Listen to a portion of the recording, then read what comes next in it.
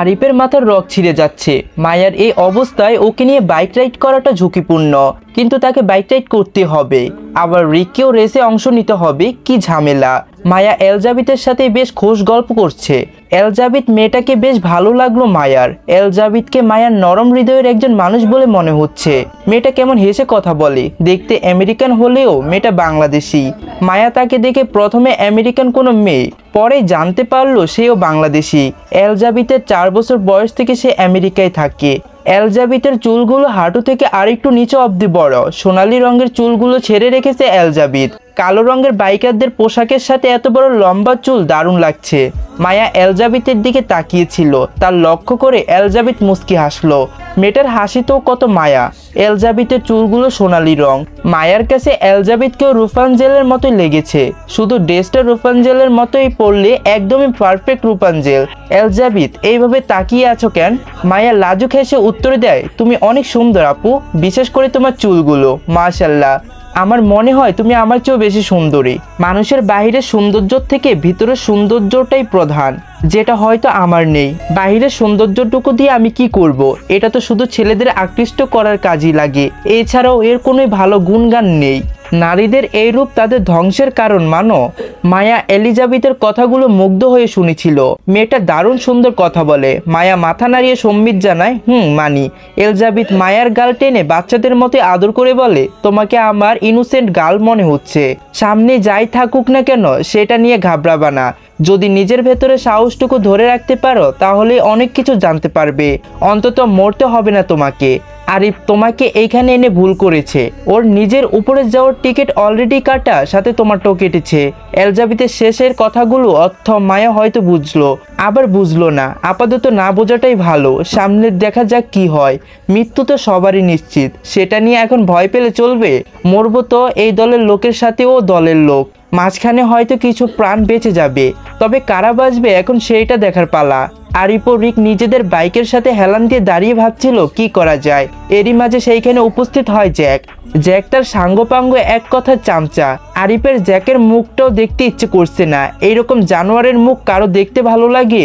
আরিফ অন্যদিকে একবার মুখ ফিরিয়ে আবারও জ্যাকের দিকে তাকালো। রিকের জ্যাকের দিকে তাকানোর রুচি হলো না, তাই সে নিজের ফোনের স্ক্রিনে নজর দিল। জ্যাক লম্বা আরিফের সমান, দুজনেই মুখোমুখি দাঁড়িয়ে। জ্যাক আরিফকে হাতের ইশারা হাই দিয়ে বলে, হেই বেস্টি, হোয়াটসঅ্যাপ ডার্লিং। তোমাকে এই কতদিন খুব মিস করেছি। ইতালিতে তোমার মতো বেস্ট ফ্রেন্ড পেলাম না, তাই তোমার টানে আবারও ফিরে এলাম আমেরিকায়। তো জানেমান কি খবর তোমার? শুনলাম তুমি নাকি বিয়ে করেছ। তা আমাদের ভুইয়া অফিসারের টাকার অভাব পড়লো নাকি? কাউকে বিয়ের দাওয়াতও দিতে পারলো না? টাকা লাগলে আমাকে বলতে, আমি দিতাম। তবুও আমাদের তোমার বিয়ের মিষ্টি খাওয়াইতে। শুনলাম বউকে নাকি সাথে নিয়ে এসেছ। তা দেবরের সাথে ভাবির পরিচয় করবে না? ভয় নেই, পরকীয়া করব না। আমার বেস্ট ফ্রেন্ডের বউ বলে কথা, তার সাথে কি পরকীয়া করা যায়? তোরাই বল। জ্যাকের সাথে আসা চামচাগুলো একসাথেই বলে, নো। জ্যাকের কথায় আরিফের রক ফুলতে থাকে রাগে। চোয়াল শক্ত করে তাকিয়ে থাকে জ্যাকের দিকে, দাঁতে দাঁত ফিসে বলে, জ্যাক দূরে যা, অযথায় ঝামেলা করিস না। কেন ভয় লাগছে দোস্ত? ভয় লাগছে? তোদের মতো কুত্তাদের বাঘ দেখলে তো ভয় লাগবেই। জ্যাকের এমন কথার উত্তরে রিক বাঁকা হেসে বলে, বাঘ একা চলে আর কুত্তা তোর মতোই দলবল নিয়ে চলে। তাহলে আসল কুত্তা আর বাঘ কে?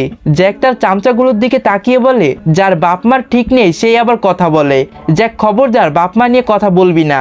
ও গড, ভয় পাইছি, অনেক ভয় পেয়েছি রিক ভাই, আমাদের মাফ করে দিবেন। আমরা অনেক বড় ভুল করে ফেলেছি আপনার বাবা মার ঠিক নেই বলে। আসলেই তো আপনার বাপের ঠিক আছে, কিন্তু আপনি তো আপনার বাবার যজর সন্তান। রিকের রাগেই গা জ্বলছে, কিন্তু কিছুই করতে পারছে না। মনে চাচ্ছে জ্যাককে এখানে জিন্দা কবর দিতে, কিন্তু চাইলেই সবসময় সবকিছু করা যায় না।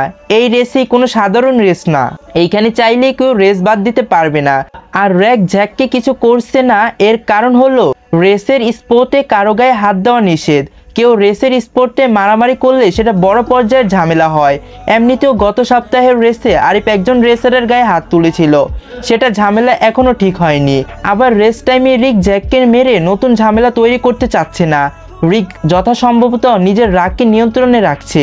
রাগ উঠলেই সে এ ছাতার নিয়ম মানবে না। আরিফ, তুই ভালো করে জানিস এখন রেসের টাইম, তোকে আমি কিছু করতে পারবো না, তাই আমাদের খোঁচা দিচ্ছিস। সাহস থাকলে আজকে রেসের পর আমাদের এই কথাগুলো বলিস, জান নিয়ে ফিরতে পারবি না।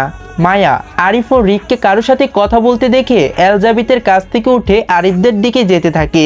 হতে পারে আরিফ ও রিক যাদের সাথে কথা বলছে তারা আরিফদের পার্টনার। মায়া আরিফদের দিকে আসছে, জ্যাক ঘাড় ঘুরিয়ে তা দেখতে পায়। তার চামচাদের কাছে প্রশ্ন করে, এইটা আরিফের বউ নাকি? চামচাটা হ্যাঁ বলে। জ্যাক আরিফের দিকে তাকিয়ে মায়াকে ইশারা করে বলে, এই মাল কই পাইছিস দোস্ত? এই তো পুরাই করা। কথাটি বলে জ্যাক মায়ের দিকে বাজে চোখে তাকায়। আরিফ এইবার আর নিজেকে নিয়ন্ত্রণ রাখতে পারল না, জ্যাকের গলা চেপে ধরল আরিফ। এখন সবকিছু চুপচাপ সহ্য করলেও যখন মায়াকে নিয়ে বাজে মন্তব্য করলো, আরিফ আর নিজের রাগ নিয়ন্ত্রণে রাখতে পারলো না। আরিফের হাত থেকে বাঁচতে জ্যাকের চামচাগুলো এর হাত থেকে জ্যাকের গলা ছাড়ানোর চেষ্টা করে, কিন্তু কিছুতেই ছাড়াতে পারে না। রাগী আরিফের মুখ লাল হয়ে গিয়েছে, হাতের রগগুলো ফুলে উঠেছে, জ্যাকের জাম যায় যে অবস্থা। জ্যাকের মুখ নীলসে হয়ে আসছে। এইবার রিক আরিফকে ছাড়ানোর চেষ্টা করলো। এখন জ্যাককে মারলে বিশাল রকমের ঝামেলা হতে পারে। রিক কোনো মতেই ছাড়লো আরিফকে। আরিফের কাছ থেকে ছাড়া পেতে জ্যাক আবারও গা ছাড়া দিয়ে দাঁড়ালো, যেন কিচ্ছুই হয়নি তার, কিন্তু একটু আগে বাঁচার জন্য ছটফট করছিল। মায়া ততক্ষণে সেইখানে চলে এসেছে। আরিফ যখন জ্যাককে গলা চেপে ধরে তখন মায়া অনেকটাই দূরে ছিল, তাই বুঝতে পারেনি। আরিফের সামনে ছিল জ্যাক। মায়া সেইখানে আসতেই জ্যাক মায়ার দিকে তাকিয়ে চোখ ছোট ছোট করে। জ্যাক মায়াকে পা থেকে মাথা অবধি একবার দেখে বলে, you are so pretty darling, fuck you. মায়ার দিকে সবাই চোখ বড় বড় করে তাকায় সবাই। Jack, what? তুমি কি বললে? আমেরিকায় থাকেন, ইংলিশ বুঝেন না? আমি আপনাকে ফাক ইউ বলেছি, মানে দূরে যা, একটু সরে দাঁড়ান। মায়ের এমন কথায় আরিফ মনে মনে রিককে ধন্যবাদ দেয়। রিক ফাক ইউর মিনিংটা বললেই বুঝিয়েছে মায়াকে। মায়া ভুল বললেও জ্যাককে সঠিক কথাটাই বলেছে। জ্যাক, আমার বুয়া প্রফেসরের বউ ইংলিশ কম পারে, এইটাই তো স্বাভাবিক। প্রফেসর, আপনার বউটা অনেক সুন্দর, সাবধানে রাখবেন। আজকের রেসের জন্য তৈরি হন। আজকের রেসে আপনি আমাকে হারাতে পারলে আমি রেস ছেড়ে দিব, আর যদি তুই হারিস তুই ওই পেন ড্রাইভ আমাকে দিয়ে দিবি।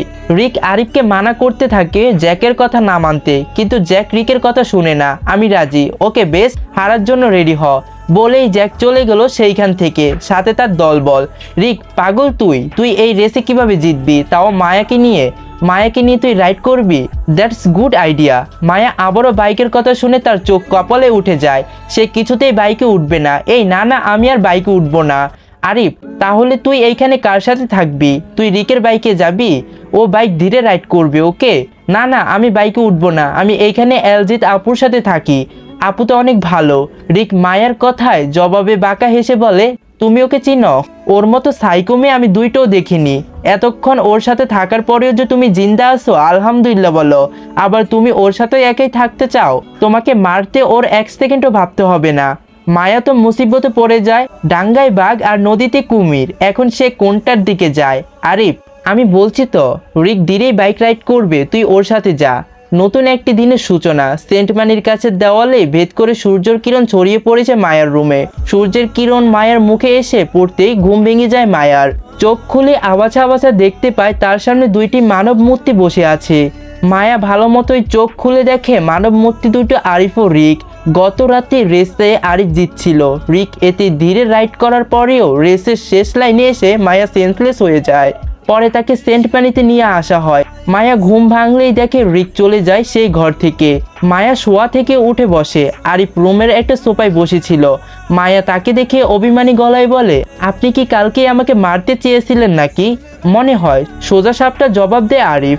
এতে মায়া হতাশা চোখে তাকায়। আরিফ সোফা ছেড়ে উঠে বলে, 20 মিনিটের ভিতরে রেডি হয়ে নিচে নাম। কেন, আজকে ভার্সিটিতে যাবি তুই? মায়া ব্ল্যাকটিল মুখ নিয়ে আবারও শুয়ে পড়ে বলে, আমি অসুস্থ, আমি আজকে যাব না। হ্যাঁ, এর জন্যই বলছি, পড়াশোনা করলে অসুস্থ ভালো হয়ে যাবে, তাই জলদি উঠে রেডি হ। বলে আরিফ বের হয়ে যায় মায়ার রুম থেকে। মায়া বিরক্ত নিয়ে রেডি হয় ভার্সিটির জন্য। মায়া সেন্ট মানির বাইরে দাঁড়িয়ে আছে। আরিফ নিজের গাড়ি বের করে গ্যারেজ থেকে গাড়ি নিয়ে আরিফ ফিরে আসলেই আরিফ গাড়ির গেট খুলে দিয়ে বলে, উঠ। মায়া গাড়িতে না উঠেই বলে, আপনি না আমাকে আজকে মেফেল বাগানে নিয়ে যান, তো এখন যাবি বাগানে? আমাকে নিয়ে চলুন। এখন না, পরে, প্লিজ। এখন নো, প্লিজ। আরিফ আর মানা করতে পারলো না। মায়াকে নিয়ে সেন্ট মানির পিছনে মেফেল বাগানে নিয়ে আসলো। মেফেল বাগানে এসে মায়া বেজা খুশি। পড়ে থাকা মেফেল পাতাগুলো হাতে নিয়ে দেখছে। অনেকটা সময় পার হওয়ার পরই আরিফ মায়াকে যাওয়ার জন্য তাড়া দেয়। মায়া চল এখন, আর 1 মিনিট। মায়া নিজের ফোন বের করে মেফেল বাগানের একটা ছবি তোলে। এরপরই উঠে দাঁড়ায় আরিফের বরাবর। তাদের ঠিক ওপরে একটা মেফেল পাতা পড়ছিল। মায়া সেটা ধরার আগেই আরিফ সেটা ধরে ফেলে।